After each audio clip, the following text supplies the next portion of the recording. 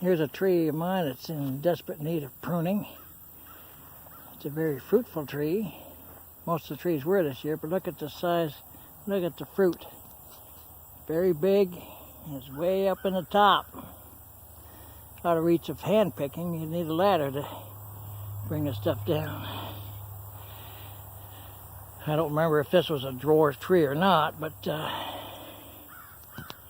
look at this fruit is very large.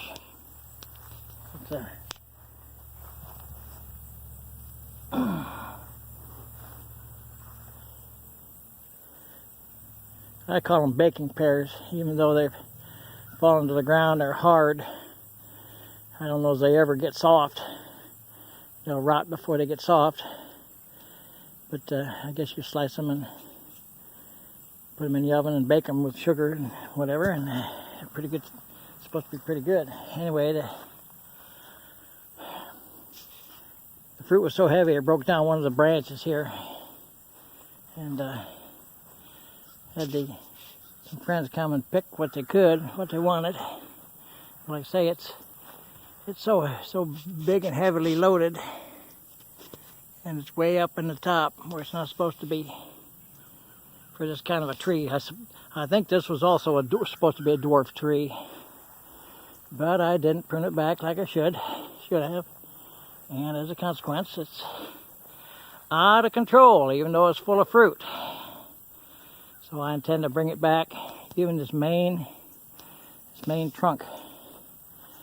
I'll bring that way back down. I'll cut it maybe 8 foot at the most. Just right at that upper branch, right up at that upper.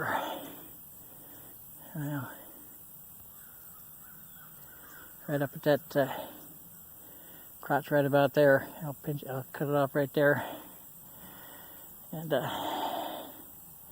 these outriggers that come out horizontal, they won't support hardly anything before they break off. And that's what the issue was, because the fruit was right out at the very ends of just like up there, right out at the very ends, and the branches can't support them. So by bringing them back, trimming them off, and you're cutting the water sprouts up and terminating them so that they don't grow any higher but branch out, then I'll have just as much fruit, but it'll be lower down and better supported by the tree itself. So I don't have to come out and put poles to branch it out. I was out here taking pictures of this thunderstorm that had gone by, and take a look at this. Take a look at this thunderhead. It looks like an atom bomb gone off over there, but we get some interesting storms here in Missouri, and they come through on a periodic scale, or periodic time. So, okay, this is a beautiful time of day. I love it. The crows are out singing their song. Okay, now, also down here I've got some out of control trees. This one here was thoroughly attacked by the Japanese beetles, and it's in dire need of all kinds of attention. We've got suckers coming up from the bottom, and it's got scabs and wounds, and this is I believe this is an apricot tree. Apricot tree. I believe it's a stone fruit tree. But it didn't have any fruit that I can remember. But it's got issues with the different diseases or whatever. But like I say, the Japanese beetles they just came in and just devastated. They just devastated the foliage, and just about defoliated a lot of the areas. That being beside the point, I need to address this back down to a manageable size. This here is a plum tree.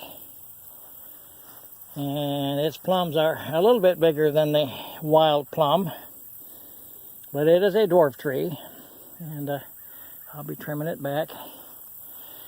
And I just didn't get to harvesting the fruit this year, but the way it's got some good branches, I think that'll be very productive once I get them pruned back. And I've got other issues besides the Japanese beetles. It has to do with, I don't know, the different kinds of things that attack the stone fruit trees. Little different kinds of fungi. And so, and my other little tree over here is a pear tree. This is a pear tree that has yet to have fruit. This is the kind of pear that gets real soft, and you can eat it when it gets ripened on the tree. Ripens right on the tree. But it's young enough and small enough. This is a dwarf tree. Once I get it properly trimmed up, and hopefully it'll blossom out and have some fruit on it.